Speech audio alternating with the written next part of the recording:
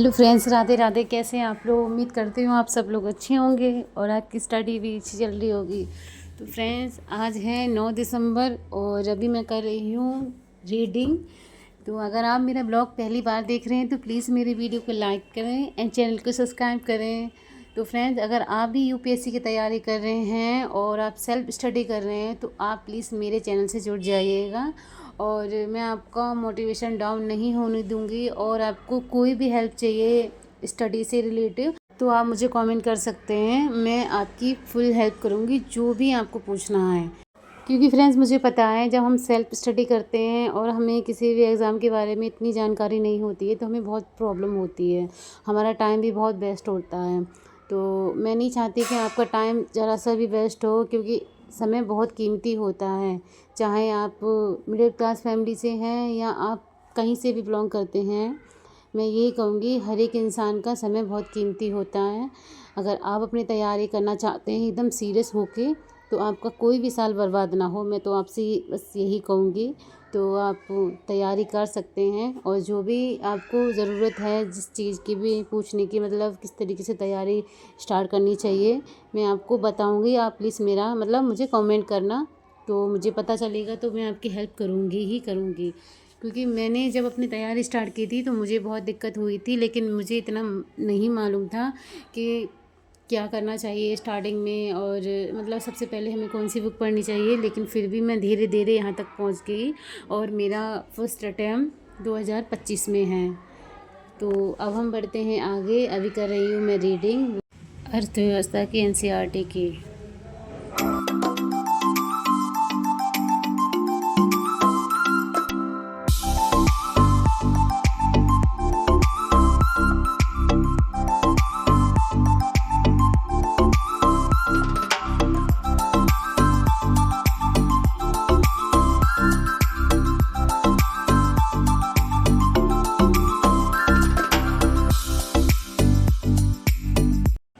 खाना खाने के बाद फ्रेंड्स मुझे सर्दी लगने लगी थी, इसलिए मैं छत पे आ गई। जो मेरा स्लॉट रह गया था उसको मैं कंप्लीट कर रही हूँ छत पर। तो छत पे अभी इतनी ज़्यादा धूप नहीं है, फिर भी मैं यहाँ पर आकर बैठ गई। थोड़ा अच्छा फील हो रहा है यहाँ पर। और उसके बाद फिर मैं नीचे चली जाऊँगी, उसके बाद मैं करंट अफेयर की क्लास लूँगी।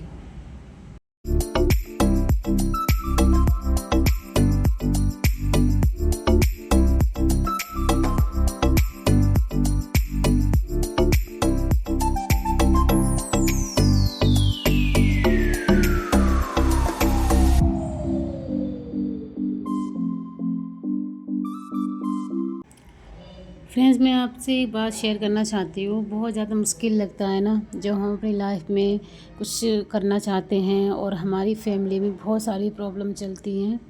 हम ये सोचते हैं कि हम ऐसा क्या करें इतनी जल्दी जो हमारी प्रॉब्लम हमारी फैमिली की प्रॉब्लम सॉल्व हो जाए। फिर हमें बस यही सोचना पड़ता है कि एक ना एक दिन सब कुछ सही हो जाएगा। देखो, कहते हैं ना कि सफलता के आड़े बहुत सारी चुनौतियां आती हैं। तो चुनौतियों में ये भी है कि आपकी फैमिली किस सिचुएशन से गुजरती है, क्या प्रॉब्लम है और अभी किस तरीक़े का माहौल चल रहा है। मेरी लाइफ में बहुत सारी ऐसी प्रॉब्लम हैं जो अभी मैं आपको नहीं बता सकती, लेकिन इस टाइम आने पे मैं आपको सब कुछ बताऊंगी।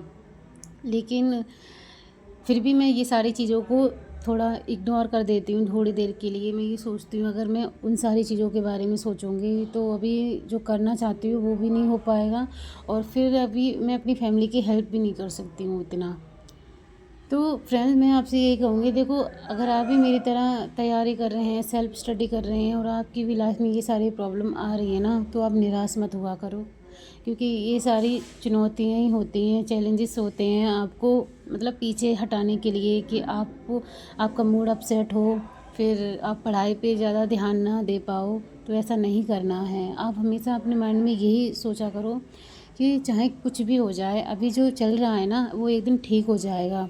क्योंकि लाइफ में दो चीज़ें तो रियल हैं, एक ये प्रॉब्लम का आना और दूसरा इससे हमें कैसे निकलना है। तो हमेशा अपने आप को स्ट्रॉन्ग समझा करो कि आप बहुत स्ट्रॉन्ग हैं, आप सब कुछ हैंडल कर लोगे। आप अभी जो तैयारी कर रहे हो, जिस भी एग्ज़ाम की तैयारी कर रहे हो, यानी कि आपका जो भी ड्रीम है आप उसको पूरा करोगे। और आपके पेरेंट्स आपसे इतनी सारी उम्मीदें लगा के बैठे हैं, आप उनकी उम्मीदों पे खरा उतरेंगे। आपने वो मोटिवेशन वीडियो आपने देखी होगी, थोड़ा बहुत तो सभी फ़ोन चलाते हैं जब भी आप पढ़ाई से थोड़ा ब्रेक लेते हैं, कि अगर आप अपनी फैमिली को माइंड में लेके पढ़ाई करोगे ना तो कभी आप डिमोटिवेट हो ही नहीं सकते। आपको हमेशा ये लगा रहेगा कि मुझे अपने पेरेंट्स को जल्द से जल्द एक अच्छी लाइफ देनी है, उन्हें प्राउड फील कराना है खुद पर। तो बस करते रहो तैयारी, आगे बढ़ते रहो। और ये साल का लास्ट महीना है, अपने आप से ये प्रॉमिस ज़रूर करना फ्रेंड्स, कुछ भी हो जाए लेकिन ये 2025 ऐसे ही नहीं जानी चाहिए।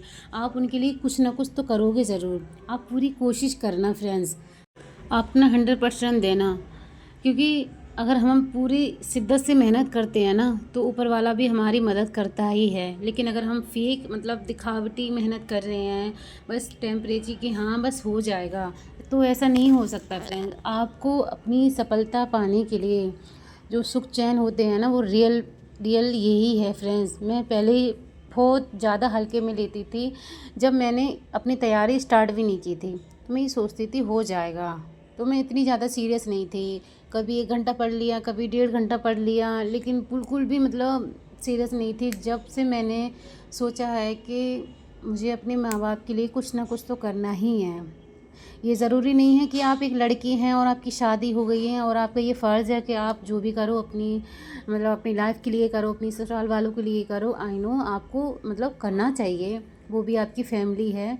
लेकिन जो आपके पेरेंट्स होते हैं ना, चाहे आप लड़की हो या लड़के, जब वो आपका पालन पोषण करने में या आपको जो शिक्षा दी है उन्होंने, तो उन्होंने कभी डिफरेंस नहीं समझा कि लड़की को कम पढ़ाना चाहिए लड़के को ज़्यादा। यहाँ तक कि मेरे घर में ये है कि हमारे घर में लड़कियाँ ज़्यादा पढ़ी हैं, लड़कियों को ज़्यादा इम्पोर्टेंस दी जाती है पढ़ाई लिखाई के मामले में, कि हमारी लड़कियाँ ज़्यादा से ज़्यादा मतलब पढ़ाई लिखाई करें और जितना हो वो अपनी मतलब शिक्षा को सबसे ज़्यादा मतलब प्योरिटी देते हैं कि हाँ लड़कियों को ज़्यादा पढ़ना चाहिए। इतना तो है, बेशक मेरे पेरेंट्स इतने पढ़े लिखे नहीं हैं लेकिन उन्होंने अपनी हैसियत से बढ़कर हमें पढ़ाया है और ऐसी ऐसी प्रॉब्लम को झेला है कि मैं एक्सप्लेन भी नहीं कर सकती।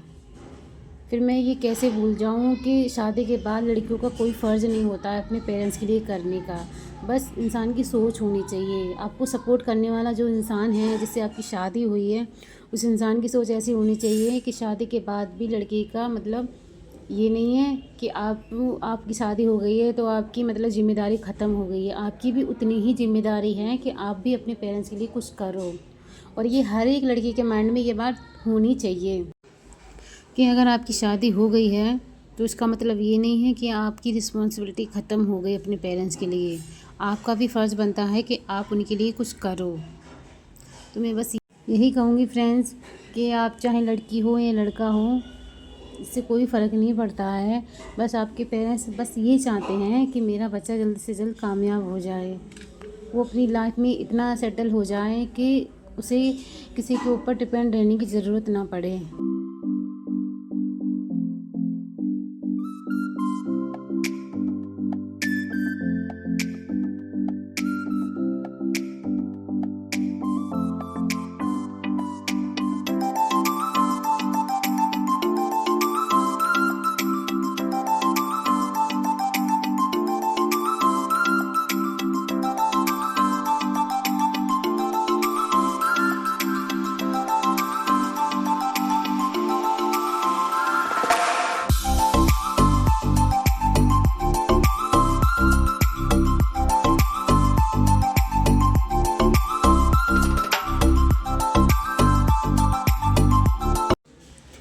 करंट अफेयर की क्लास कंप्लीट करने के बाद फ्रेंड्स मैंने पॉलिटी पढ़ना स्टार्ट कर दिया और ये मैंने थोड़ी देर पहले पढ़ी थी, लेकिन इसमें थोड़ा सा रह गया था। आज का जो मैं मतलब जितना मैं पढ़ती हूँ उससे थोड़ा मतलब रह गया था, तो मैंने सोचा आज का स्लॉट पूरा कंप्लीट कर लेती हूँ, उसके बाद फिर मुझे निबंध की बुक पढ़नी है।